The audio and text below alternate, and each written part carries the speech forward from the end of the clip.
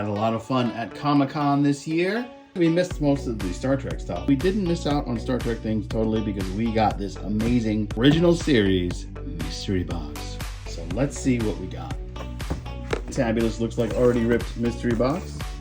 And let's see what we got. We've got a nice little portrait. Got a tiny vinyl pop figure. That's pretty cool. Got a diary. And write your captain's log. Star Trek diary. This bigger one here. Oh, some nice contour glass tumblers. This will go perfect with the Kanar I just bought. As we ask the question, how often do you think about the Romulan Empire? A little Star Trek pen. A mystery within a mystery. Oh boy. Property of the USS Enterprise. That's pretty cool.